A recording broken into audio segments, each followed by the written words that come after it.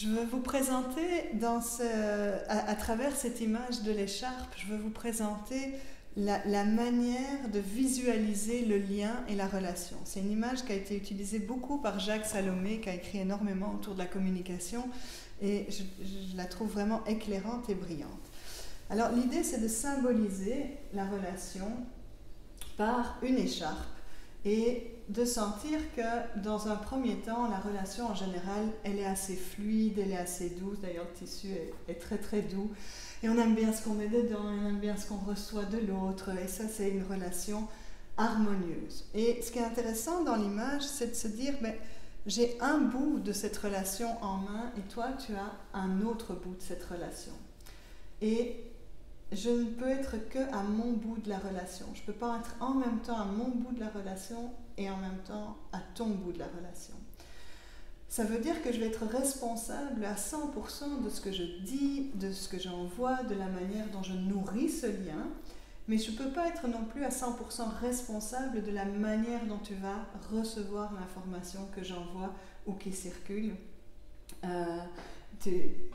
Peut-être qu'une parole dite avec une bonne intention de ma part va venir te heurter, va venir blesser ou toucher quelque chose sans que je m'en rende compte ou parce que mon regard n'était pas présent. Et ce qui va se passer dans ce cas-là, je vais le faire dans l'autre sens, j'imagine que tu envoies une parole qui me fait du mal, qui me crispe, et plutôt que d'avoir cette relation fluide, tout d'un coup, à mon bout de la relation, là où c'était fluide chez toi, à mon bout de la relation, ça va comme tirer quelque chose. Je vais me braquer. Et la relation commence à avoir une petite tension. Et si tu sens cette tension, ta réponse pourrait être d'avoir une autre tension et tu vas comment? Et là, on rentre dans des discussions de « mais c'est pas moi qui le dis, mais si tu dois penser comme moi, mais non, c'est comme ça ». Et on va sentir qu'il attire bien dessus. Ça peut devenir des relations très tendues en essayant de faire « je veux ramener l'autre dans mon système de pensée ». Et c'est toujours cette question de qu'est-ce qu'on veut? Est-ce qu'on veut avoir raison dans la relation ou est-ce qu'on veut nourrir le lien, se comprendre, s'aimer? Si je suis à ton bout de la relation plutôt qu'au mien, c'est là que je vais commencer à avoir une parole en tu, en te disant tu dois faire ceci, tu dois penser comme cela, il ne fallait pas réagir si fort. Et je vais commencer à te définir et je vais parler de ton bout de la relation. Et ça, c'est assez désagréable quand on se fait définir parce qu'on a l'impression de ne plus être propriétaire de ce qu'on apporte dans la relation. On pourrait symboliser cette manière de dire, si je suis une femme comme ça va être ce genre de relation-là, en faisant, je dis des choses à mon bout et je te dis comment tu dois faire, comment tu dois réagir. Et au bout de quelques mois, quelques années, il y a de fortes chances que soit tu sois à plat, soit tu te sois évadé parce que le système de survie ferait que j'étouffe en fait. Donc là, on a besoin de beaucoup travailler dans cette curiosité aussi sur dis-moi ce qui se passe à ton bout de la relation. Raconte-moi comment c'est chez toi. Et on va retrouver l'image de l'écharpe chez Salomé et chez Arvil Hendricks, on va retrouver l'image du pont.